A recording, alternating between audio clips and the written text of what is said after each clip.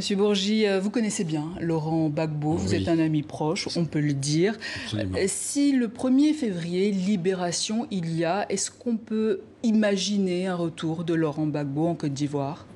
Inévitablement. Je crois que dans l'esprit de Laurent Gbagbo, sa libération, si elle est prononcée, elle devrait l'être, on l'espère en tout cas, conduirait immédiatement Laurent Gbagbo chez lui, en Côte d'Ivoire, en reprenant bien évidemment la politique qui a été menée par lui, et en particulier à travers, n'oublions jamais, le parti politique qu'il a créé. Le FPI. Et ce, malgré la condamnation qu'il a sur sa tête dans l'affaire dite du braquage de la BCEAO. Écoutez, pour le moment, ce procès n'a pas eu lieu. Enfin, quand on nous parle d'un procès sur le braquage de la banque, etc., etc. La Banque centrale des États de la Banque centrale de la BCEAO, bien évidemment. Mais pour le moment, Laurent Gbagbo, disons, n'a pas été poursuivi pour cette affaire et pourrait, à tout moment, me semble-t-il... Condamné à 20 ans de prison tout de même.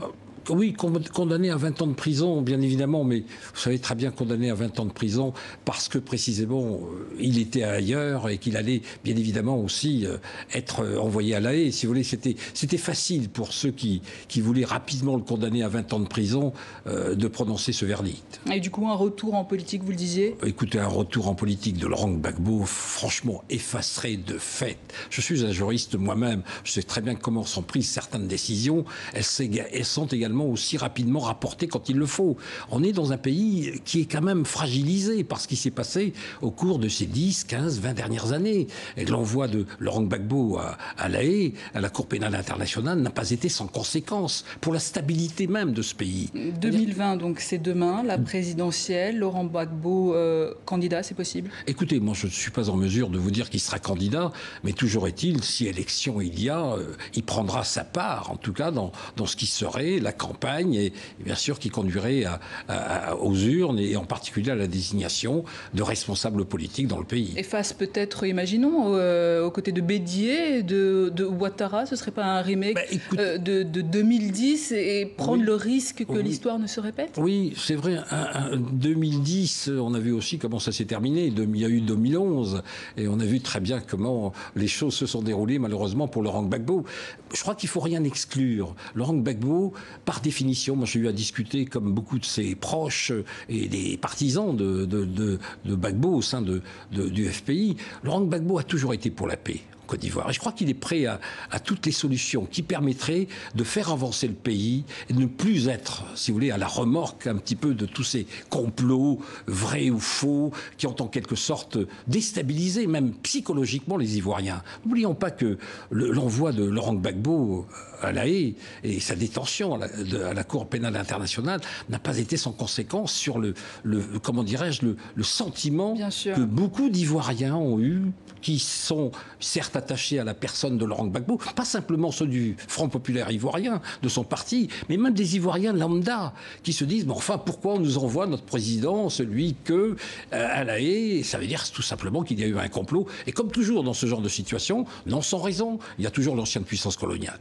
La France. La France. Donc... Et la France de Sarkozy à l'époque, qui a envoyé bien évidemment Laurent Gbagbo à La Haye pour laisser la place à quelqu'un qui était beaucoup plus proche de M. Sarkozy, c'est-à-dire Alassane Dramane Ouattara. Donc ce qui confirmerait la thèse de Laurent Gbagbo qu'il a soutenue depuis le début d'ailleurs. Évidemment. Je veux dire que quand on connaît un petit peu la situation en Côte d'Ivoire, j'étais pas là au moment du départ, le 11 avril 2011. J'étais pas là dans les conditions que l'on sait. L'armée française qui rentre au palais. On a vu les images, évidemment. L'armée française qui rentre au palais, qui l'emmène. On l'emmène dans le nord du pays, à Korogo. De Korogo, on le transporte avec la complicité d'un procureur, vous savez comme moi, de la CPI. Oui, on a suivi. Qui est un escroc, qui a été condamné et qui a été suivi de toutes les procédures. Donc aujourd'hui, Gbagbo peut être libre le 1er février, très bien.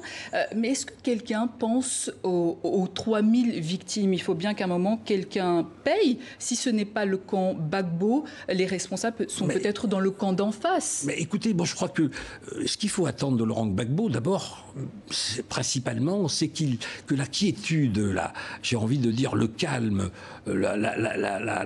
comment dirais-je, la complicité des Ivoiriens soit totale pour décider, en tout cas, d'avancer.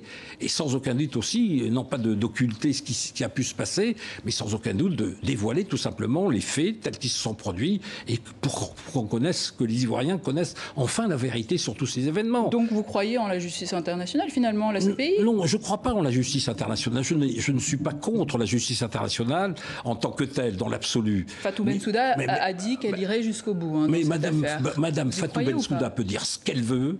Elle s'est égarée également dans les poursuites qu'elle a engagées en ce qui concerne justement l'affaire ivoirienne. Mais s'il y a une suite dans tout ça? Écoutez, il y a une suite, sans aucun doute. Je pense que Laurent Gbagbo sera libéré, tôt ou tard, en tout cas plus tôt qu'on ne le croit, sera libéré. Et à ce moment-là, on verra qu'au fond, l'ambition de Laurent Gbagbo n'est pas d'aller, de s'installer, de reprendre les rênes du pays. C'est de pouvoir être l'acteur principal d'une quiétude nouvelle dans ce pays, et notamment penser simplement à l'avenir de la Côte d'Ivoire. C'est un grand pays, et surtout d'effacer peut-être les crispations qu'il y a eu à l'intérieur même de la population ivoirienne. Mais à l'heure où nous parlons, M. Bourgi, qu'est-ce qu'il se passe concrètement à la CPI?